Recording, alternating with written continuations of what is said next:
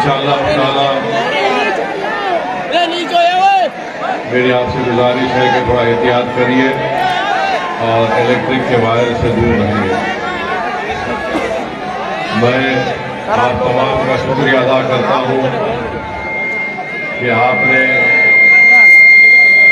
अपना कीमती वक्त निकालकर आज के मजलिस के जलसे में शिरकत की।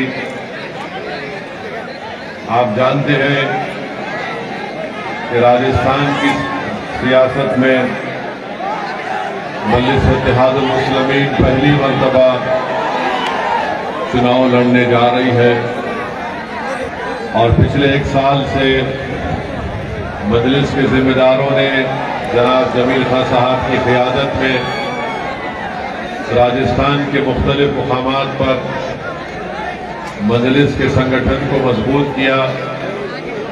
मुख्तलिफ राजस्थान के मुकामात और ज़िले में हमको जाने का मौका मिला। अल्हम्दुलिल्लाह आपने अपनी मोहब्बतों से हमको नवाजा। बुजुर्गों ने हमारे हौसलों को बुलंद किया, हमारे लिए दुआ देकर। नौजवानों का जज्बा हमको हमारी जिंदगी में एक नई हरारत को पैदा कर दिया और आज राजस्थान के विधानसभा के चुनाव में हवा महल से मजलिस इत्तेहादुल मुस्लिमीन ने मोहतरम जमील खान साहब को अपना उम्मीदवार बनाया है। मेरी आपसे गुजारिश ये है कि आप 25 तारीख के दिन अपना एक वोट सुबह के अवलीन वक्तों में मजलिस के हक में इस्तेमाल करें। मजलिस का इंतखाबी निशान पतंग का निशान है और पतंग के निशान पर बटन दबाकर आप अपने इत्तेहाद का सबूत दें। मैं इनसे कहना चाहूँगा भाई बैठ जाओ जरा।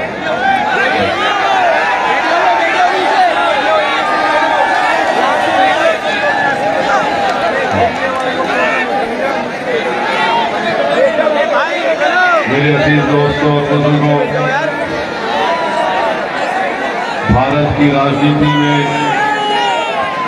65 साल से ज्यादा अरसे से मजलिस अपना सियासी सफर तय कर रही है और अल्हम्दुलिल्लाह आप तमाम की दुआओं और हमारे बुजुर्गों की कुर्बानियों की बिना पर मजलिस इत्तेहादुल मुस्लिमीन ने भारत की राजनीति में अपना एक मुनफरिद मुकाम पैदा किया।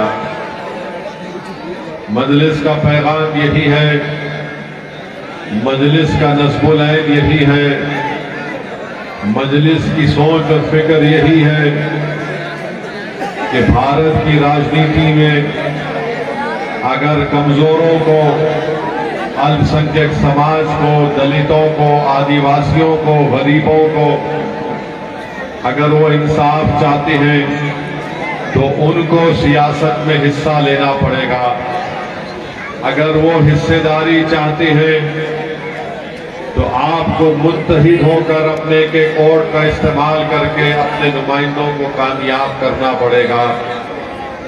और भारत की राजनीति की तल हकीकत यही है कि चाहे कोई कमजोर हो, मजलूम हो, गरीब हो या अल्पसंख्यक समाज का हो या दलित हो, जब तक आपकी एक सियासी लीडरशिप नहीं होगी, जब तक आप अपने वोटों से अपने नेता को नहीं बनाएंगे, कोई सियासी पार्टी आपसे इंसाफ नहीं करेगी। अगर आप इंसाफ करना चाहते हैं, अगर आप इंसाफ करना चाहते हैं तो आपको खुद सियासत में हिस्सा लेना पड़ेगा। अगर आप सियासत नहीं करेंगे, अगर आप राजनीति नहीं करेंगे तो कोई और आपसे सियासत करके निकल जाएगा। इसीलिए हम आपसे अपील करने आए हैं कि आप सियासत में हिस्सा लीजिए। और सियासत में हिस्सा लेने का मतलब ये नहीं है कि आप 50 साल से किसी को वोट डालते आए हैं और वोट डालते जाएंगे। सियासत में हिस्सा लेने का मतलब यह है कि आप अपने लिए वोट ले। आप वोट डालते आए हैं, क्या आप में इतनी ताकत नहीं है कि आप अपने लिए वोट ले?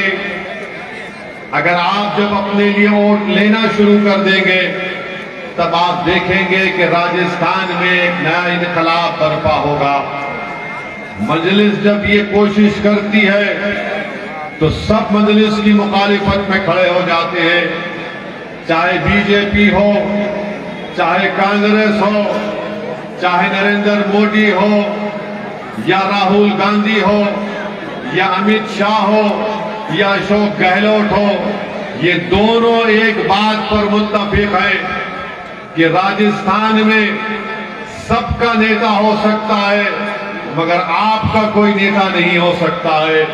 वो सबके नेता को बर्दाश्त कर सकते हैं, उनको मान सम्मान देते हैं, मगर जब आपकी नेता की बात आएगी, जब आपको नेता बनाने की बात आएगी, जब आपको सियासी ताकत हासिल करने की बात होगी तो मोदी हो या राहुल गांधी हो वो बोलेंगे नहीं नहीं, तुम नेता नहीं बन सकते, तुमको सियासी ताकत नहीं मिलना चाहिए, तुम्हारा काम सिर्फ वोट डालना है, तुम्हारा काम सिर्फ हमारे हुक्म पर चलना और उठना और बैठना है। मेरे अजीज दोस्तों और बुजुर्गों, यही वजह है कि आज राजस्थान में आप कमजोर से कमजोर होते जा रहे हैं और इतने कमजोर अल्पसंख्यक समाज राजस्थान में हो चुका है कि 60% बच्चे मुस्लिम समाज के, उनके पास खून नहीं है, एनीमिक है। कौन इसका जिम्मेदार है बताइए आप? 37% से ज्यादा लोग इलिटरेट है, इसका जिम्मेदार कौन है बताइए आप? इसका जिम्मेदारी आप पर भी आयद होती है। मुझे कहने दीजिए, मेरे अल्फाज तल्ख है मगर ये सच्चाई है। अगर आप सिर्फ वोट डालने का काम करेंगे और वोट लेने का काम नहीं करेंगे तो कोई आपसे इंसाफ नहीं करेगा। और मेरी इस बात को याद रख लो कि रोने से, चीखा मारने से, जज्बाती नारे लगाने से, जज्बाती तकारीर करने से कोई आपसे इंसाफ नहीं करेगा। इंसाफ उसी वक्त होगा जब आप मुत्तहिद होंगे, आप इत्तेहाद की ताकत और कुव्वत पर जमील खान को अपना एमएलए बनाकर राजस्थान की विधानसभा में अगर बनाने का आप काम करेंगे तो आप देखेंगे कि तब्दीली पैदा होगी। अभी जमील ने आपके सामने कहा कि आपके इस इलाके में, यहां पर जो आपके विधायक हैं जोशी साहब, वो पीएचडी क्या है, वो पीडब्ल्यूडी के मिनिस्टर भी हैं, जल मंत्री उनके मंत्रालय उनके पास है, और उन्हीं के विधानसभा में जहां पर आपने उनको वोट डालकर कामयाब किया, आपको पीने का पानी नहीं मिलता है बराबर, आपको पीने का पानी नहीं मिलता बराबर। तो हम जोशी साहब से पूछना चाहते हैं कि आप जब अपने विधानसभा में पानी नहीं पिला रहे तो अल्लाह जानता है राजस्थान में किसी घर में आप पानी नहीं पिला रहे होंगे। फिर आप जानते हैं कि यहां पर गरीबों का प्लाट्स नहीं दिया जाता है। कांग्रेस सत्ता में है, जिसको आपने वोट देकर अपना विधायक बनाया वो गरीबों को प्लाट नहीं देते। नाला खुला नाला है यहां पर, नाले का काम नहीं होता। अस्पताल, जनाने अस्पताल की जरूरत है, उसको पूरा नहीं किया जाता। तो ये मसाइल का हल उस वक्त होगा जब आप यहां से जमील खान को कामयाब करेंगे। ये भाई ये एको को कम करो।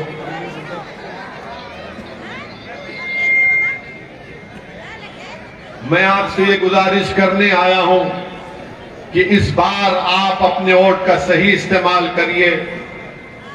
50 साल से आपके पास कोई विकल्प नहीं था, कोई मुतबादिल नहीं था। आज मुतबादिल के तौर पर मजलिस इत्तेहादुल मुस्लिमीन आपके दरमियान में है।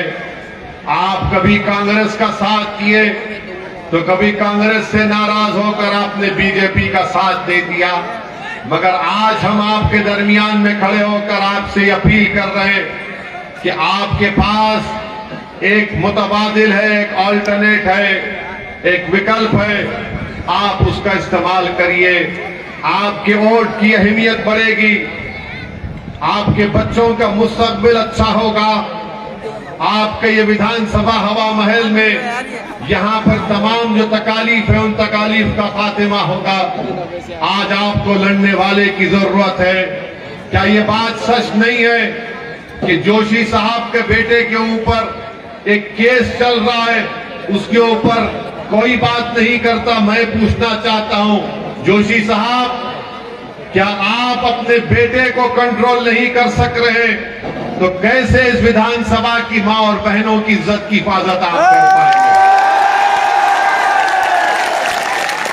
कैसे आप कर पाएंगे? आप जब अपने बेटे के ऊपर इतना घिनौना इल्जाम उस पर है और जोशी साहब कांग्रेस में है, मैं पूछना चाह रहा हूं राहुल गांधी, जोशी के बेटे के बारे में तुम्हारा क्या ख्याल है? बताओ राहुल गांधी, ये जोशी का बेटा क्या किया, तुम क्या करोगे उस बारे में? बताओ अशोक गहलोत, इस बारे में आपकी राय क्या है? कुछ नहीं बोलेंगे। क्या बोलेंगे? ओवैसी से बचो, ओवैसी भड़काऊ भाषण देता है। और ये जो काम कर रहा है उनका बेटा, इसके ऊपर क्या जवाब देंगे? कोई जवाब नहीं देंगे। और मुझे बताया गया कि जोशी साहब को यहां पर लोग क्या पुकारते? भाई साहब पुकारते ना, भाई साहब। अब मैं क्या हूं आपका? मैं क्या हूं आपका? नहीं सुनाई दिया? मैं क्या हूं आपका? नहीं सुनाई दिया? जोर से बोलो, दबा कर बोलो, पूरी ताकत से बोलो। अब सुनाई दिया राहुल को। मोदी भी सुन के चमक गए होंगे। ये कौन आया है यहां पे? ये कौन आया है यहां पे? ये जज्बे को 25 तक बरकरार रखना। ऐसा नहीं है कि सुबह में जाके ठूस हो गए। 25 की सुबह तक यहां विधानसभा में आसमानों पर सिर्फ पतंग नजर आना चाहिए। मेरे अजीज दोस्तों और बुजुर्गों, मजलिस पर इल्जाम लगाने वाले ये भूल जाते हैं कि मजलिस ने सरजमीन हैदराबाद पर, तेलंगाना में, दक्कन में क्या काम किया। हमारे वहां पर 7 विधायक हैं, 7 विधायक हैं, कोई मंत्री नहीं है। भाई साहब की तरह हमारा कोई मंत्री नहीं है। मजलिस ने तेलंगाना में अल्पसंख्यक समाज के लिए, बैकवर्ड क्लास के हमारे हिंदू भाइयों के लिए तेलंगाना में आज आप देखते हैं कि गवर्नमेंट के स्कूल खोले गए, रेजिडेंशियल स्कूल। तेलंगाना में मजलिस की नुमाइंदगी पर तेलंगाना के मुख्यमंत्री चंद्रशेखर राव के पास हम बैठकर बात किए और चंद्रशेखर राव साहब ने 210 6th क्लास से लेकर 12th क्लास तक, 6ठी जमात से लेकर 12वीं जमात तक मुस्लिम लड़कों के लिए अलहदा रेजिडेंशियल स्कूल, लड़कियों के लिए अलहदा रेजिडेंशियल स्कूल पिछले 9 साल से चल रहे। 80,000 बच्चे और बच्चियां इसमें से पढ़कर निकल चुकी हैं। 1,20,000 बच्चे और बच्चियां पढ़ रही हैं अभी। ये होता है काम, ये होता है आपके वोट का सही इस्तेमाल। अरे मंत्री बनना आसान है, गरीब के बच्चे को स्कूल में फ्री पढ़ाना ये कामयाबी का काम है, ये ताकतवरों का काम है। मजलिस चाहती तो हमको मंत्री बन जाते, हमने कहा मंत्री नहीं बनना है हमको, हम आप गरीबों के बच्चों के लिए स्कूल खोलो। तो आज आप देखते हैं कि पूरे तेलंगाना में 1,20,000 अल्पसंख्यक समाज के मुसलमानों के बच्चे और बच्चियां स्कूल में पढ़ रही हैं, रेजिडेंशियल स्कूल में फ्री में। बच्चियों का स्कूल अलग, लड़कों का कॉलेज अलग। वहां पर उनको तालीम फ्री, खाना फ्री। आप अंदाजा लगाइए कि गरीब ठेला बंडी पर फ्रूट बेचने वालों के मैकेनिक, ऑटो ड्राइवर हैं, उनके औलाद स्कूल में पढ़ रही है और कामयाब होकर निकल रही है। कोई डॉक्टर बन रहा है, कोई डॉक्टर बन रही है, कोई इंजीनियर बन रहा है, कोई चार्टर्ड अकाउंटेंट बन रहा है, कोई एसडीएम बन रहा है, कोई आईपीएस ऑफिसर बन रहा है। आप बताओ, ये इनकलाब है। ये काम राजस्थान में नहीं हो सकता, क्या बताओ आप? ये काम आप राजस्थान में चाहते हैं? आप चाहते हैं कि आपके गरीब परिवार के बच्चे और बच्चियां पढ़े? तो कैसे होगा मेरे भाई? ये उस वक्त होगा जब आप मजलिस के मिलेस को कामयाब करेंगे। अशोक गहलोत क्या कह रहे हैं? अशोक गहलोत कह रहे हैं कि मैं जयपुर में ऐसा एक स्कूल खोलूंगा। जादूगर है वो। जयपुर में ऐसा एक स्कूल खोलूंगा। राहुल प्यारे, अशोक गहलोत जी, हम लोग 9 साल में 120 ऐसे स्कूल तेलंगाना में खोल दिए और मजलिस का कोई मंत्री नहीं है। आकर देखो राहुल गांधी, आओ जाकर देखो, स्कूल में गरीब बच्चियां पढ़ रही हैं, हिजाब पहनकर, बुर्का पहनकर, निकाब पहनकर तालीम हासिल कर रही है। गरीब एक मैकेनिक का बेटा डॉक्टर बन रहा है, ऑटो ड्राइवर का बेटा एसडीएम बन रहा है। इसको बोलते वोट की अहमियत। मगर राजस्थान में क्या हो रहा है कि सिर्फ वोट डालो, वोट डालते रहो, हमको डालो, हमारे दादा को डाले, उसके बेटे को डालो, उसके बेटे को डालो, बस हम मलाई खाएंगे, तुम गरीबी तुम्हारा मुकद्दर बन जाए। सत्ता हमको मिलेगी, हमारे घरों में चिराग जलेंगे, लाइट जलेगी, मगर वोट डालने वालों के घरों में चिराग जलाने के लिए तेल के पैसे नहीं होंगे। तुम ताकतवर होगे और गरीब का बच्चा स्कूल को नहीं जाएगा। तुम मंत्री बन जाओगे मगर गरीब की बेटी डॉक्टर नहीं बनेगी। बताओ, ये नाइंसाफी नहीं है तो क्या है मेरे भाई? मजलिस जब ये बात करती है तो इनको तकलीफ हो जाती है। मैं आपसे क्या कह रहा हूं? मुझे बदनाम किया जाता है कि असदुद्दीन ओवैसी किसी एक समुदाय के खिलाफ है। अरे मैं किसी समुदाय या किसी मजहब के मानने वालों का खिलाफ था ना कभी रहूंगा इंशाअल्लाह ताला। जिस तरह राजस्थान में गुज्जरों का नेता सचिन पायलट बनना चाहता है, जिस तरह बैंसला साहब ने काम किया, जिस तरह राजपूत भाई हमारे जाट भाइयों ने अपना नेता बनाया, मैं यही चाहता हूं कि राजस्थान को असदुद्दीन ओवैसी अपने लिए नहीं आया है। मैं चाहता हूं कि इस भट्टा बस्ती से कोई ऐसा नेता उठे की जनता को, गरीबों के लिए नेता बन जाए। इसीलिए इनको तकलीफ होती है। ये क्यों आ रहा है राजस्थान को?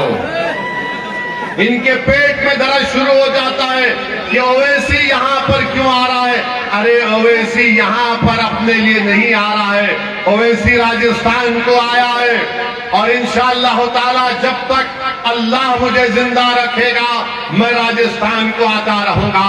मेरी जिंदगी का मकसद एक ही है, मेरी जिंदगी का मकसद एक ही है कि तुम्हारा नेता हो, तुम्हारा नेता हो, एक नहीं बल्कि 100 तुम्हारे नेता खड़े हो जाएं जो तुम्हारे इंसाफ के लिए लड़ सके, जो तुम्हारी कमजोरी को देखकर तुमको ताकतवर बना सके, जो तुम्हारे ख्वाबों को पूरा कर सके, जो तुम्हारी माओ की आंखों में जो आंसुओं को पोंछ सके, जो तुम्हारा बाप रात भर करवटें लेता है तुम्हारे मुस्तकबिल को सोचकर वो आराम की नींद रात में सो सके,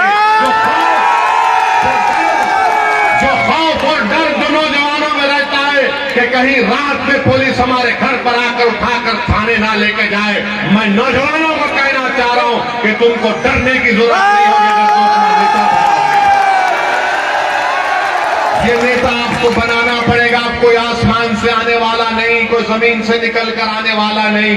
तुमको नेता बनना पड़ेगा, तुमको लीडर बनना पड़ेगा, तुमको एमएलए बनना पड़ेगा। तुमको अपना नेता बनकर गरीबों की आवाज बनना पड़ेगा। ये काम मजलिस राजस्थान में करने आई है। क्या आप हमारा साथ देंगे? क्या आप हमारा साथ देंगे? क्या 25 तारीख को मजलिस का साथ देंगे? डरेंगे तो नहीं ना? नहीं डरेंगे तो फिर इंशाअल्लाह ताला अल्लाह जरूर यहां पर एक इनकलाब को बर्पा करेगा। ये मजलिस का काम है, ये मजलिस की कोशिश है। इसीलिए हमसे दुश्मनी की जाती है, इसीलिए हम पर इल्जाम लगाया जाता है कि ओवैसी जाता है तो वोट को तोड़ देता है। अरे सुनो राहुल प्यारे, तोड़ने का काम नहीं करता, जोड़ने का काम करता हूं। तुम्हारी पार्टी तोड़ती आई है, तुमको 50 साल तुमने भारत पर राजनीति की। बताओ तुमने क्या दिया गरीबों को? बताओ तुमने मजलूमों को क्या दिया? तुमने फसादात दिए। तुमने राजस्थान में कुरान की बेहरमती का वाकया हमको याद है। तुमने जुनैद और नसीर की मौत हमको दी, तुम्हारी सत्ता है। तुमने इकबाल की मौत लिंचिंग हमको दी, तुम्हारा मुख्यमंत्री है। मेरे अजीज दोस्तों और बुजुर्गों, मजलिस पर इल्जाम और असदुद्दीन ओवैसी का कहीं पर नाम आ गया तो राहुल हैदराबाद को आए थे, आकर बोले कि ओवैसी आसाम में भी इलेक्शन लड़ता है। मैं परेशान हो गया। मैं आसाम में अब तक नहीं लड़ा राहुल, अब सोचता हूं कि जब तुम बोल रहे हो तो जाकर मैं आसाम को नहीं गया कभी। हाँ, 2012 में जब बोडो का जुल्म शुरू हुआ और वहां पर 50,000 लोग बेघर हो गए थे, मैं आसाम को गया था हैदराबाद से 50 डॉक्टरों की टीम को लेकर, 20 लाख की दवाएं लेकर मैं गया था लोअर आसाम। हमारे बदरुद्दीन भाई जानते हैं, रमजान के महीने में 10 दिन में था। तुम कहां थे राहुल गांधी? तुम तो नहीं आए उस वक्त। हम थे आसाम में बदरुद्दीन अजमल के साथ, कंधे से कंधा मिलाकर वो आसाम की, लोअर आसाम की जनता के साथ। अब इनका एक ही मकसद है, मुझसे दुश्मनी क्यों है? मैं क्या इनका कुछ खाया हूं? नहीं। मुझे कोई मंत्री का पोस्ट चाहिए? नहीं। मैं क्या इनके तरफ रहा हूं इनसे हाथ मिलाने के लिए? नहीं। मैं क्या इनको देखकर खुश होता हूं? नहीं। मैं क्या इनके साथ ठहरने के लिए तड़पता हूं? नहीं। मैं क्या इनके साथ फोटो लेने के लिए चाहता हूं? नहीं। इनको यही गुस्सा है कि ये कौन है जो गरीबों में के इनकलाब को बर्पा कर रहा है, इसीलिए हमसे दुश्मनी है। अरे तुम क्या दे सकते हो? मुझे अल्लाह ने बहुत कुछ दिया है, मुझे अल्लाह ने बहुत कुछ दिया है, मुझे किसी चीज की जरूरत नहीं है। बस एक ही तमन्ना है कि मेरी आंख बंद होने से पहले मैं देखना चाहता हूं कि भारत के गरीब और मजलूमों का कोई नेता हो, तुम्हारी सियासी ताकत हो, तुमसे नाइंसाफी ना हो, हमारे बच्चों को जेलों में ना डाला जाए, हमारी मॉब लिंचिंग ना हो, हमको गोली कोई ना मारे।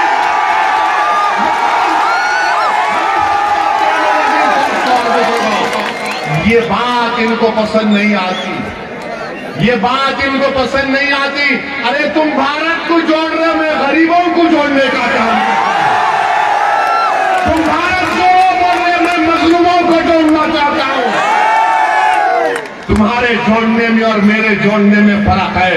तुम जब जोड़ने की बात करते तो तुम ताकतवर को जोड़ना चाहते, मैं गरीबों को ताकतवर बनाना चाहता हूं। मेरे अजीज दोस्तों और बुजुर्गों, जब से बीजेपी की सरकार बनी है, केंद्र में जब से बीजेपी की सरकार बनी है 2014 से, यकीनन भारत में नफरत में इजाफा हुआ है। जब से मोदी प्राइम मिनिस्टर बने हैं, भारत में नफरत में इजाफा हुआ है, भारत में शक में इजाफा हुआ है, मॉब लिंचिंग में इजाफा हुआ है, मॉब लिंचिंग में इजाफा हुआ है। कभी किसी को गोश्त के नाम पर मार दिया जाता है, कभी किसी को नसीर जुनैद को किडनैप करके हरियाणा ले जाकर जिंदा जला दिया जाता है। बताओ, यहां पर कांग्रेस की हुकूमत है, अशोक गहलोत है, आपने क्या किया उनके लिए? आपने क्या किया उनके लिए बताओ? क्या अशोक गहलोत कब गए नसीर और जुनैद के परिवार से मिलने के लिए? 1 महीने के बाद गए। मेरे भाई, हमारे इमरान यहां पर खड़े हैं, ये कामा के हमारे मजलिस के प्रत्याशी हैं, उम्मीदवार हैं, इनके साथ हम गए थे नसीर और जुनैद के घर को जमीन खान के साथ। मुख्यमंत्री 1 महीने के बाद गए। क्यों गए 1 महीने के बाद? क्योंकि मुख्यमंत्री गहलोत को मालूम आप कहां जाएंगे उनको छोड़कर। उनको मालूम है ये कहीं नहीं जाएंगे, अपने हैं ये, इन पर जिंदा जला दो, इनको इकबाल की तरह मार दो, ये कहीं नहीं जाएंगे, अपने पास ही आएंगे। अशोक गहलोत, अब ये तुम्हारे पास नहीं जाएंगे इंशाअल्लाह ताला। अब एक दीवाना इनके दरमियान में खड़ा हो चुका है। अब ये दीवाने इस दीवाने की दीवानगी को देखकर अपना फैसला करेंगे इंशाअल्लाह ताला। आप बताइए, जुनैद और नसीर को मार दिया गया, उनको सिर्फ 5 लाख रुपए दिए गए। वहां पर मोहतरमा एमएलए हैं, मंत्री हैं, उनको पैसे भी नहीं दिलाती हैं। मैं गया था जुनैद नसीर के घर को, वहां पर मालूम हुआ कि वो अपने भाई जो नीम पागल है उसके औलाद को भी पालता है। आप बताओ फिर कांग्रेस क्या कर रही है? जयपुर की ट्रेन जो गई मुंबई के करीब थी, 3 लोगों को गोली मार दी गई। रेल का कांस्टेबल वर्दी में है मगर आतंकवादी बन चुका था, नाम पूछकर गोली मार दी 3 लोगों को। सैफुद्दीन एक मरने वाले का नाम था जो बिहार से राजस्थान में आकर रहता था। हैदराबाद का एक लड़का भी उसमें शहीद हो गया। अकबरुद्दीन अवैसी ने विधानसभा में खड़े होकर मुख्यमंत्री से कहा कि हैदराबाद का बच्चा शहीद हुआ है, आपकी सरकार उस मरने वाले के लिए एक्स ग्रेशिया दे, पैसों का ऐलान करे। मुख्यमंत्री की सरकार ने तेलंगाना की विधानसभा में खड़े होकर ऐलान कर दिया कि हम मरने वाले के परिवार के बच्चों के नाम पे अकाउंट में पैसे जमा कराएंगे। बेवा के लिए नौकरी देंगे, नौकरी का कागज हमने दिला दिया। हमने कहा उस बेवा को गवर्नमेंट की हाउसिंग स्कीम में घर मिलना चाहिए, घर के कागजात हमने दिला दिए। अब मैं पूछना चाहता हूं अशोक गहलोत से और राहुल गांधी से, जो काम है, भाई बैठ जाओ ना, बैठ जाओ, इतना लंबा छोड़ा है तुम क्यों पूछ रहे? बैठो बैठो बैठो। हाँ, ओके, हैप्पी। हम उनसे पूछना चाहते हैं कि जो बच्चा मर गया, सैफुद्दीन असगर जिसका नाम था, अशोक गहलोत उसको क्या दिए बताओ आप? अशोक गहलोत 1 पैसा नहीं दिए उसको। क्यों नहीं दिए? क्योंकि कोई पूछने वाला नहीं है। हैदराबाद का बच्चा ट्रेन में मरा तो हमारी सरकार को हम बोलकर सब करवा दिए। कि क्यों करवाए? क्योंकि वहां पर आपके लिए लड़ने वाले हैं, और यहां पर जितने आपके विधायक हैं 9 रतन है, एकदम 9 के 9 रतन है। बादशाह अकबर के जमाने में 40 रतन थे, अशोक गहलोत के पास 9 के 9 रतन है, अनमोल रतन। ना इनका मुंह खुलता, ना इनमें कान में तकलीफ जाती, ना इनमें हिम्मत है बोलने की। तो ऐसे 9 रतन को जिताकर क्या फायदा मेरे भाई? एक मर्द को कामयाब करो जो लड़ने वाला होगा, जिसका नाम जमीर है। एक लड़ने वाले को पैदा करो। हमको सत्ता से कभी मतलब नहीं था, ना रहेगा। हमको इंसाफ से मतलब है। हमको हिस्सेदारी से मतलब है, हमको इज्जत से मतलब है, हमको हमारे जान और माल, हमारे बच्चों को तालीम के मकसद है, हमारे इलाकों में रोड लाइट सबका इंतजाम हो। इसका काम कब होगा? ये उसी वक्त होगा जब आप मुत्तहदा तौर पर अपने वोट का इस्तेमाल करेंगे। मैं जिम्मेदारी के साथ आपसे अर्ज कर रहा हूं, 5 साल पहले विधानसभा के चुनाव में अशोक गहलोत को, कांग्रेस को करीब 39% वोट मिला था, जिसमें से 11% अल्पसंख्यक समाज का वोट था। आपने दिया था ना वोट? 5 साल पहले दिया था ना आपने? दिया था ना? 39% में 11% अल्पसंख्यक समाज का वोट था। आपको क्या मिला बताओ मुझे? क्या मिला आपको? कुछ नहीं मिला। हाँ, आपको एक मिनिस्टर मिला आपको, और उनका मंत्रालय क्या था? कब्रिस्तान। कब्रिस्तान दिया गया। तेलंगाना में भी एक मिनिस्टर है, तेलंगाना में भी एक अल्पसंख्यक समाज मुसलमान मिनिस्टर है। क्या मंत्रालय उनके पास? होम मिनिस्टर है। वो होम मिनिस्टर या कब्रिस्तान का मिनिस्टर?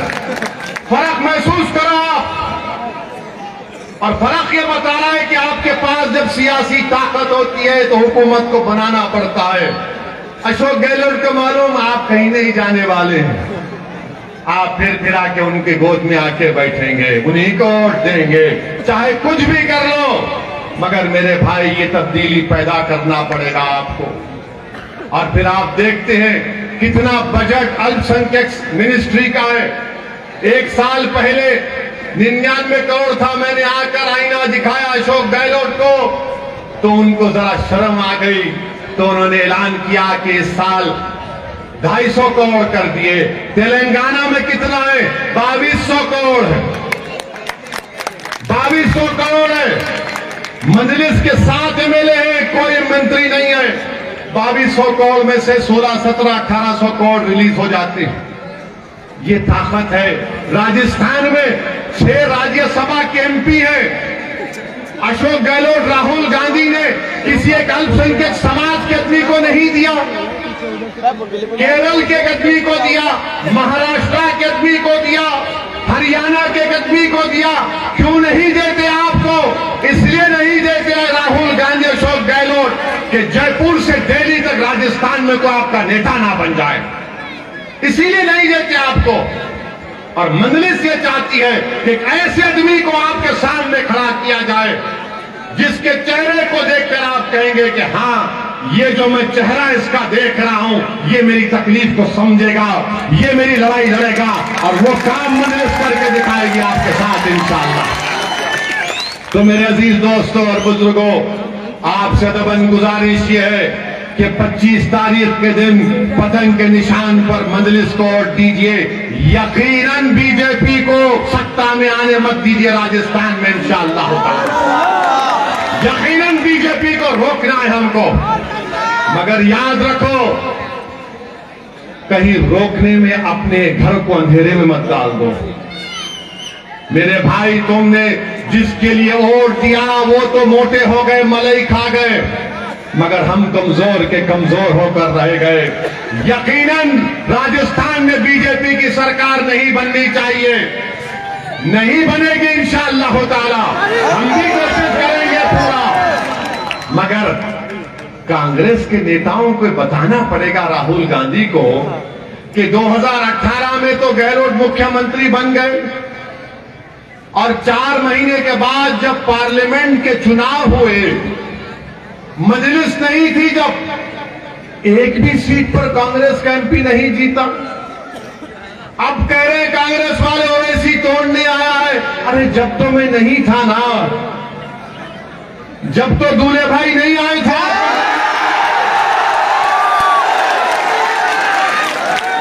जब कैसा जीत गया मोदी, कैसा जीता, बात में दम है ना, बात है ना। राहुल गांधी नहीं बोलेंगे, बोलेंगे आसाम देखो, पूरे के पूरे हार गए। अशोक गहलोत के बेटे भी हार गए, मेरा साया भी नहीं पड़ा था। मैं आया भी नहीं था, ना ख्वाब में भी देखा था, मगर पूरे के पूरे मोदी को वोट डाल दिया। बताओ राहुल जी ये कैसे हुआ? आप मध्य प्रदेश जीते, मध्य प्रदेश में पूरे हार गए सिवाय एक सीट छोड़कर। छत्तीसगढ़ जीते, 2 सीट छोड़कर पूरे बीजेपी जीत गई। कैसे जीती? कौन जिम्मेदार है? आप जिम्मेदार है? नहीं है आप जिम्मेदार, ना मैं जिम्मेदार हूं। इसीलिए मैं कह रहा हूं कि होश के नाखून लो, पहले अपने घरों को आबाद करो, अपने घर को आबाद करो, अपने घर में रोशनी लाओ, अपने आप को ताकतवर बनाओ। मगर हमारा काम क्या है? हम अपने घर को अंधेरे में छोड़ेंगे? नहीं, मेरे को उधर जाके रोशनी करना, वहां भागना। मेरे भाई समझो मेरी बात को, ये जिम्मेदारी का काम सबको उठाना है। 50 साल से हम इनका साथ देते आए। अगर आज देश में बीजेपी की सरकार है तो इसका जिम्मेदार राहुल गांधी है। अगर आज मोदी 2 बार प्राइम मिनिस्टर बन गए तो इसका जिम्मेदार राहुल गांधी, अशोक गहलोत है। मैं ओवैसी जिम्मेदार नहीं है। अगर कोई ओवैसी का नाम लेता है तो बताओ वक्त और तारीख तय कर दो, मैं तुम्हारे सामने बैठकर बहस करने को तैयार हूं। हाँ, हमको ये बताओ राहुल गांधी अमेठी कैसा हारे? मैं नहीं था वहां पर, कैसा हारे वो बताओ? मालूम हुआ कि वहां की जनता ने तय किया हम मोदी को वोट देंगे। तो राहुल केरल गए वायनाड को, वायनाड में क्यों कामयाब हुए? क्योंकि 35% अल्पसंख्यक समाज थे वहां पर। अमेठी हार गए तो नहीं बोलेंगे ओवैसी का नाम। राजस्थान, मध्य प्रदेश, छत्तीसगढ़ में पूरी तरह हार गए तो ओवैसी का नाम नहीं लेंगे। अब चुनाव आया तो सिर्फ एक ही बात करेंगे, ओवैसी ये, ओवैसी वो। राहुल जी मैं शादीशुदा हूं, इतनी दरियाफ्ती मत करो मेरी। बस हर चीज में ओवैसी का नाम लगा दो। अरे ऐसा हाल हो गया मेरा कि अगर किसी कांग्रेस के घर के सामने से मैं चला गया और घर में बिजली चले गई तो बोलेंगे ओवैसी गया था लाइट। मैंने हर चीज की जिम्मेदारी हम पर। अरे भाई साहब, कभी अपने निकम्मेपन पर भी तो नजर डालो, कभी अपनी कमजोरियों पर नजर डालो, कभी तुम्हारी गलतियों पर नजर डालो, कभी तुम्हारी खामियों पर नजर डालो। कब तक गर्दन अकड़ा कर चलोगे? कब तक गुरूर और तकब्बुर के मजारे करोगे? अरे अगर मैं मिलावा होता तो अल्लाह जानता उस बात को कि कौन मिलावा है और कौन नहीं मिलावा। मगर मेरे अजीज दोस्तों और बुजुर्गों, ये लड़ाई आपको लड़ना है, ये लड़ाई आपकी लड़ाई है। आपको सियासी ताकत हासिल करना है। यकीनन राजस्थान में बीजेपी की सरकार नहीं बननी चाहिए, इंशाअल्लाह ताला नहीं बननी चाहिए। मगर जहां पर मजलिस लड़ेगी वहां पर आप मजलिस के अपने वोट का इस्तेमाल करिए। देश के प्रधानमंत्री तो बहुत बातें करते हैं, भाइयों बहनों सबका साथ, सबका विकास, मगर प्रधानमंत्री खाली जबान से बोलते करते कुछ भी नहीं।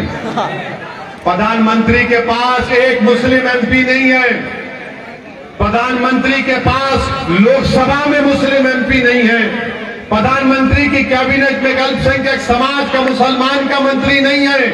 प्रधानमंत्री जुनैद और नसीर को जब मार दिया गया तो प्रधानमंत्री नहीं बोले। प्रधानमंत्री दूसरे दहशतगर्दी का आतंकवादी के इंसिडेंट पर जरूर बोले, मगर प्रधानमंत्री जब दोबारा राजस्थान को आप आएंगे तो जुनैद नसीर का नाम लो मोदी जी, वो भी तो उनको आतंकवादियों ने मारा था। मगर आप क्यों जुनैद और नसीर का नाम नहीं लेते? प्रधानमंत्री उनका नाम नहीं लेंगे। प्रधानमंत्री जितने मुस्लिम मुमालिक के शेख आते हैं, अरब लोग, उनसे ऐसा गले मिलते, या हबीबी या हबीबी।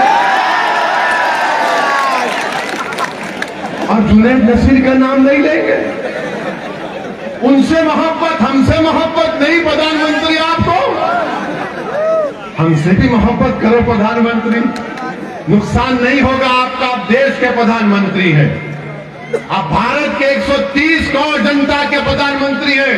मगर ऐसा लगता प्रधानमंत्री की मोहब्बत खाली बस वो शेखों से है।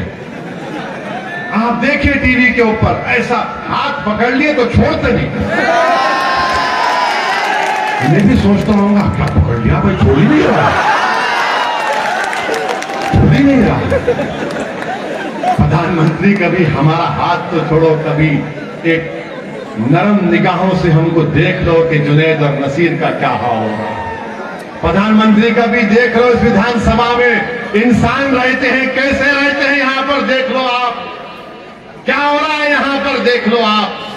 मगर प्रधानमंत्री बोलेंगे भाइयों बहनों देश की बात करो, ओवैसी देश की बात नहीं करता। मेरे अजीज दोस्तों और बुजुर्गों, हम आपसे आखिर में ही अपील कर रहे हैं कि 25 तारीख के दिन आप निकलिए, अपनी माँ और बहनों के साथ, अपने घर वालों के साथ, बुजुर्गों को ले जाकर वोट डालिए, पतंग के निशान पर बटन दबाइए और इंशाअल्लाह ताला हम आए हैं आपके दरमियान में और आते रहेंगे जब तक अल्लाह हमको जिंदा रखेगा। हम आपके साथ थे और साथ रहेंगे। बहुत बहुत शुक्रिया। अल्लाह आपको सलामत रखे।